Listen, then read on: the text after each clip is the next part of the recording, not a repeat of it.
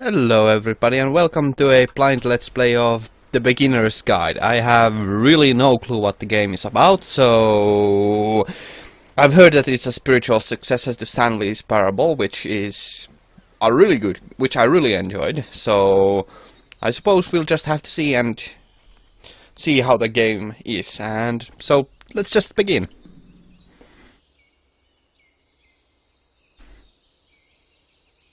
Yes, the audio is on. Is it? Yep. Well, those are simplistic controls. Not that I mind. Hi there. Thank you very much for playing The Beginner's Guide. My name is Davey Reedon. I wrote The Stanley Parable, and while that game tells a pretty absurd story, today I'm going to tell you about a series of events that happened between 2008 and 2011. Okay. We're going to look at the games made by a friend of mine named Coda.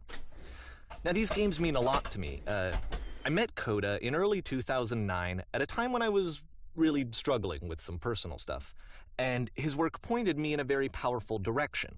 I found it to be a good reference point for the kinds of creative works that I wanted to make. So just to start, this is, I think, the first game he ever made. It's a level for Counter-Strike. You can walk around here, by the way. Cool. And, mostly it's just Coda learning the basics of building a 3D environment. Yeah, I was wondering What I like this. is that even though he starts from the simple aesthetic of a desert town, he then scatters these colorful abstract blobs and impossible floating crates around the level. And of course, it destroys the illusion that this actually is a desert town, and instead this level becomes a kind of calling card from its creator. It's like a reminder that this video game was constructed by a real person. And it kind of makes you wonder, what was going through his head as he was building this? What? Floating This is what I block. like about all of Coda's games. I mean, not that they're all fascinating as games, but that they are all going to give us access to their creator. I want us to see past the games themselves. I want to get to know who this human being really is. And that's exactly what we're going to do here. Interesting. So it's an exploration of the human nature. Coda starts making these games, and he never releases any of them. He doesn't put them onto the internet, he just makes them and then immediately abandons them, and they sit on his computer forever.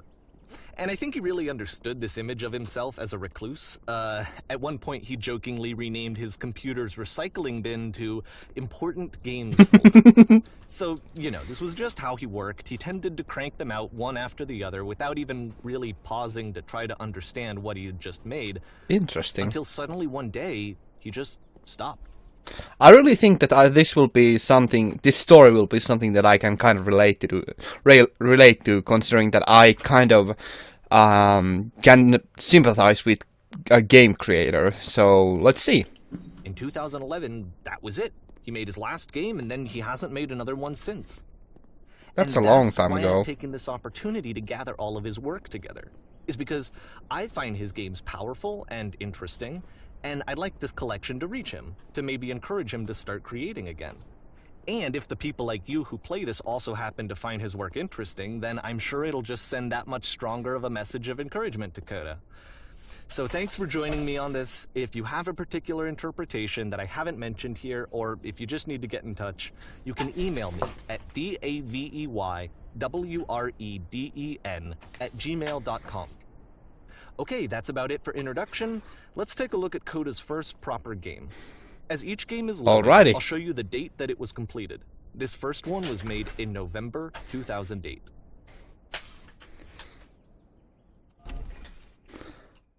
Ooh. Warning. Whisper machine active. Shift destruction imminent. This game is called Escape from Whisper, and it's one of the more generic games you'll see from Coda. Well, it's just an FPS, it would appear. Really muted sound effects, though I don't really mind that. Security call reached. Hostile alien life form inbound. I wonder if It this kinda is just looks going like to be this an game was abandoned exploration. mid-development. For instance, you have this gun, which you'd think would indicate that there are supposed to be monsters or enemies somewhere, but then clearly there are no enemies anywhere. You can't even reload the gun when you run out of bullets. But ultimately, we don't really know. Maybe Coda thought that actually it was complete the way that it is. And I think that we should talk about his games for what they are, rather than for what they're not. Enemy force neutralized. Begin ship evacuation. I love how you Okay. can see the bottom of the universe from this room. That's actually kind of funny.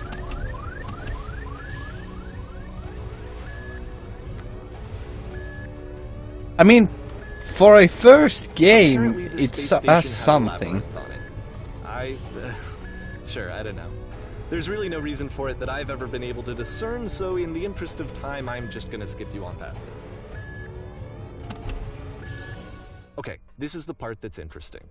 The game has Ooh. this narrative about the whisper machine and how it has to be turned off, and then you get to the engine room. How long has it been? Only 6 minutes. Okay, In good. the engine room. You could save us all. That beam is powering a whisper machine. We could disrupt it by introducing a great enough heat signature. If your body could stop the beam. It's so much to ask, but for all of our lives, would you do it? Could you give yourself? Okay. Let me pause here for a second. What you just experienced, stepping into the beam and then dying, is probably what Coda had initially intended when he was developing this level. But when he first compiles and plays it, something goes wrong. There's a bug somewhere. And this is what happens instead.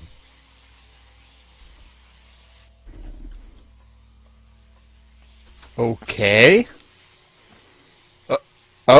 Oh. Amateur mistakes. Huh. The beam causes you to start floating. And this is an important moment for him. Because yes, this is technically a glitch, but Coda identifies something human about it. Like how small it makes you feel in the face of this larger chaotic system. Or this floating Interesting. could be the afterlife, a peaceful place, juxtaposed against all of the hysteria that you've just had to traverse. I don't even know. I have no idea what he was thinking, but what's clear is that after making this, something lodges itself in his brain. He wants to do more of these really weird and experimental designs. So he stops work on this and moves on to a stream of tiny little games that go in all sorts of directions. So this is where it's probably going to get rather interesting, because I really like some small experimental games, and those are something that I really like I really like experiencing, so let's see. Let's go ahead and take a look at the first game he made after leaving this one behind.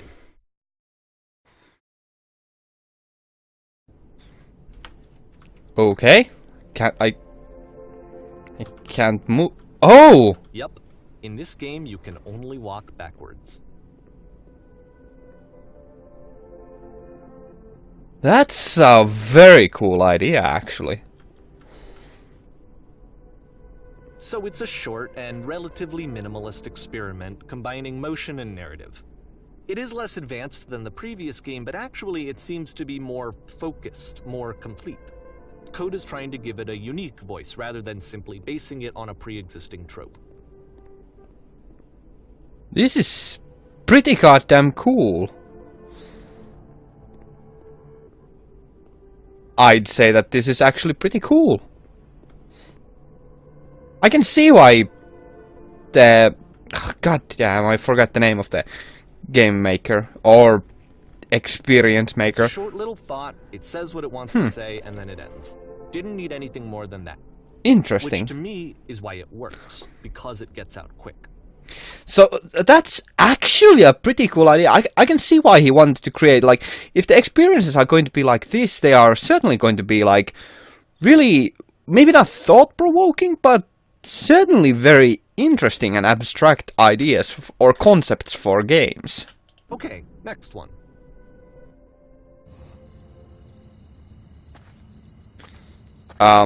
Okay. You are now enter. Okay.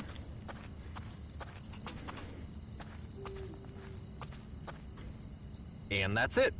What? Okay, the meaning of this game won't be clear just yet. Please be patient with me for a few more games, and I promise you'll Entering. see what makes it interesting. Well, that was weird. That was really weird. Oftentimes, Coda would put bizarre titles like this one at the start of his games. Okay. I wish I'd known him at the time that he was making these early games. He would really only talk to me about his work as he was making it. Once he stopped work on a game, like, that was it. It was dead to him. And I don't agree with that at all, but what are you gonna do? Why are we slowing down? Once you've been slowed to an absolute crawl, the door at the top of the stairs opens. So why, if Coda's not showing these games to anyone, why bother opening the door at all? Well, to show you, I'm modifying the game here so that when you press enter, it'll bring you back up to full speed so you can enter the door for yourself. Okay. Very... What? What? Well, this is... odd. A room that's warm and nice and filled with little ideas for games.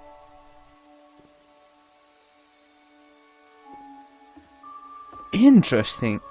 Coda would often tell me that he didn't mind if people thought of him as cold or distant. He said that he knew that he was actually a vibrant and compassionate person, but that it takes time to really see that. It can be a very slow climb to get there.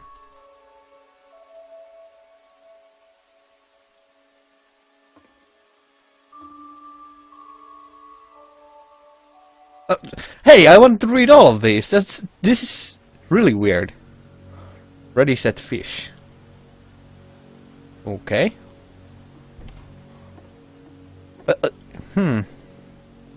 I wonder. It's a story about an experimental genius. Well, this is new for Coda. It's an actual puzzle. Go ahead and see if you can solve it.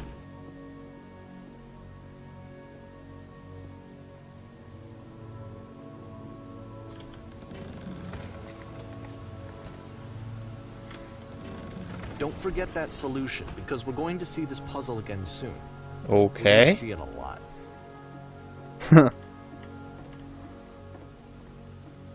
Oh, alrighty.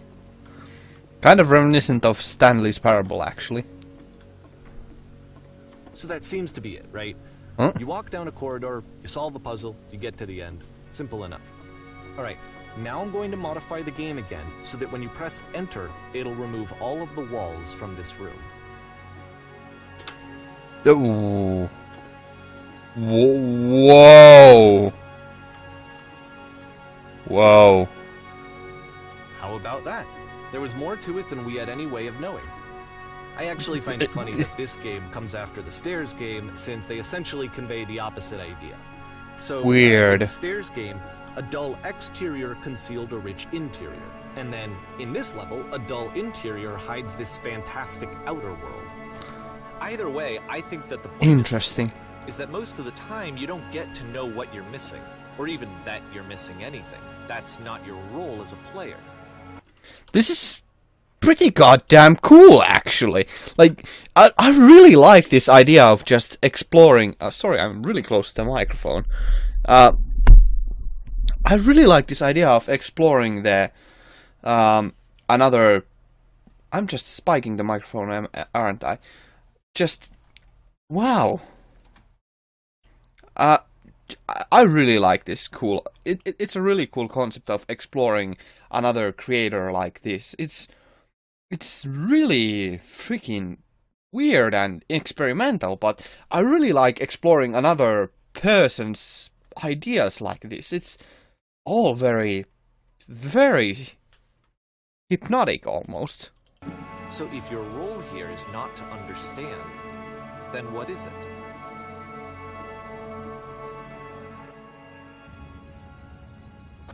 Oh, entering again. Exiting. Aha. Okay. So, this, combined with the entering game from earlier, tells us that Coda believes his games are connected somehow.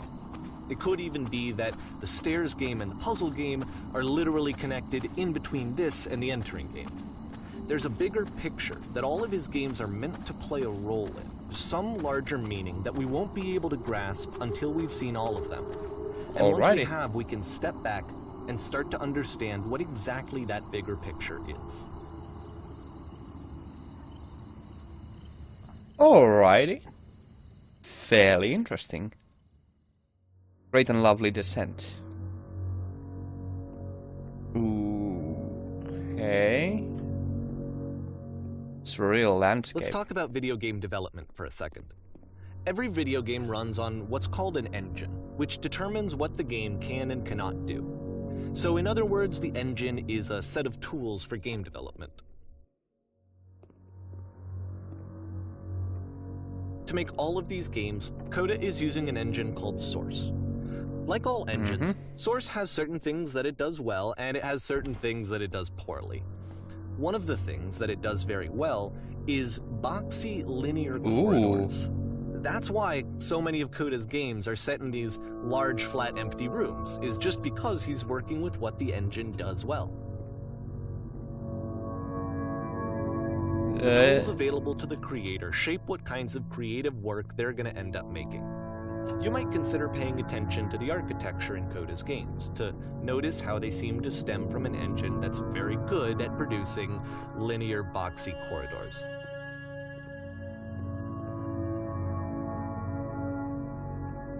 This is pretty strange.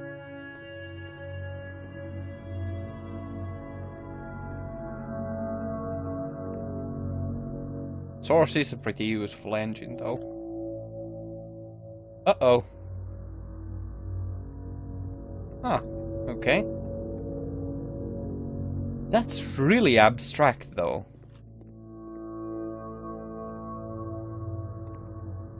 Oh, okay. Now we're at the bottom, so what is there to see here?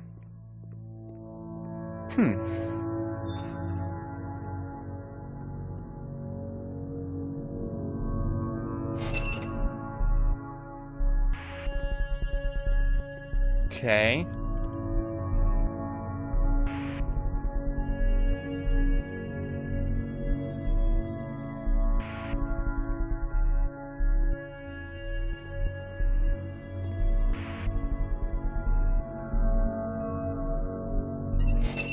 But oh, okay. But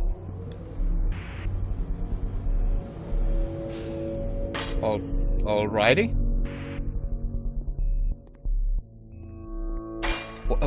This prison, funny enough, in Coda's original design, the doors stayed shut for a full hour before letting you go. If you don't mind, I think we're gonna skip that. I appreciate that. This is something that he and I used to argue about a lot. You know, whether a game ought to actually be playable, whether it means anything if no one can get through it.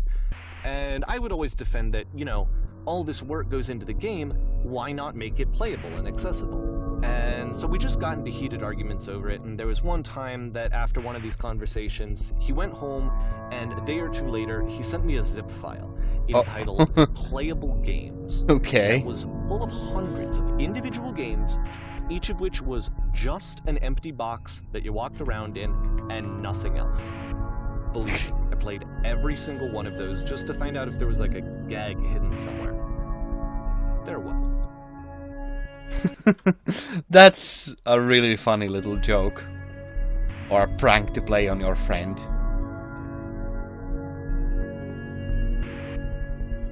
This is pretty goddamn abstract, but at the very least he's a pretty interesting level designer. It's the puzzle again, with the exact same solution as the last time.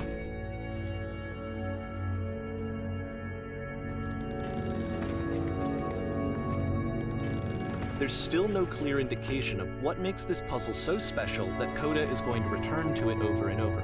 But I promise I'll share with you my interpretation very shortly. Okay.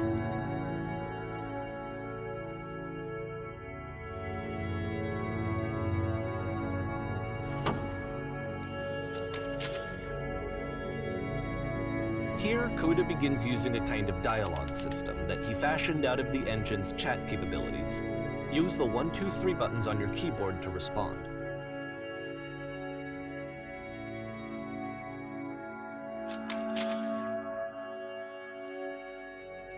Okay.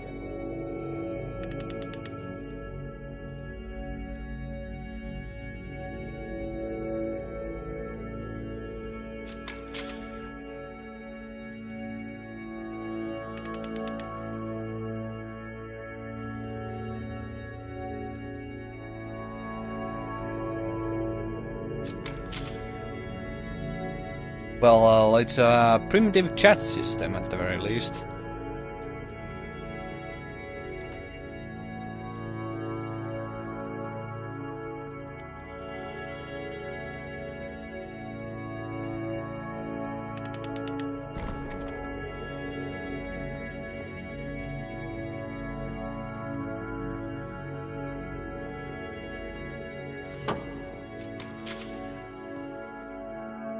What?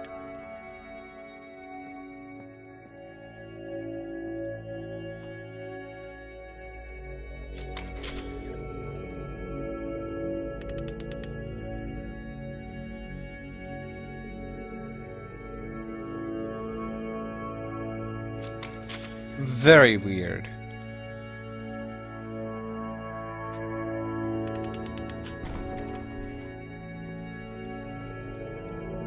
Well, that's... The dialogue is rather interesting, to say the least. This is just a proper long game. And so we Down. make one last descent down to the final floor of the level.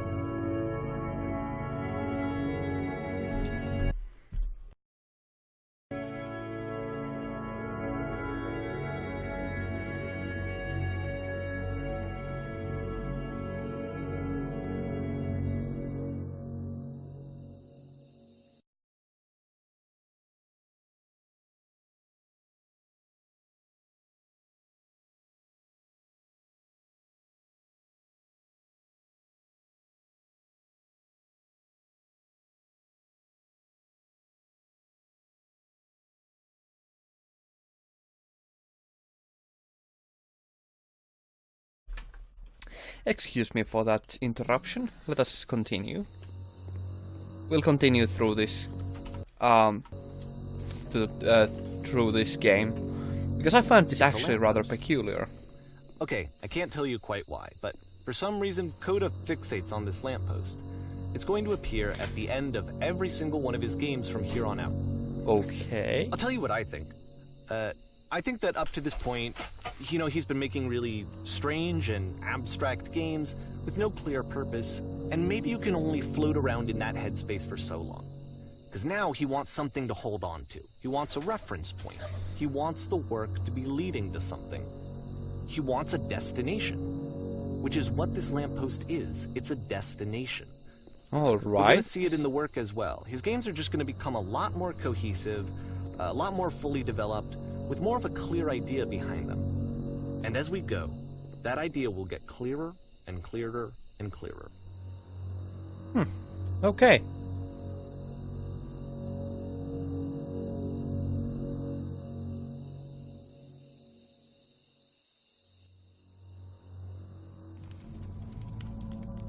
This game is connected to the internet. As you walk around, you can leave notes. All notes you see are left by other players. Well, I think that's gonna be a good place to end the episode on. Yeah, I know it's a little bit, not exactly 30 minutes long, but I have things to do, so thank you all very much for watching. I hope to see you in the future. Have a great day and stay awesome. Genmu out.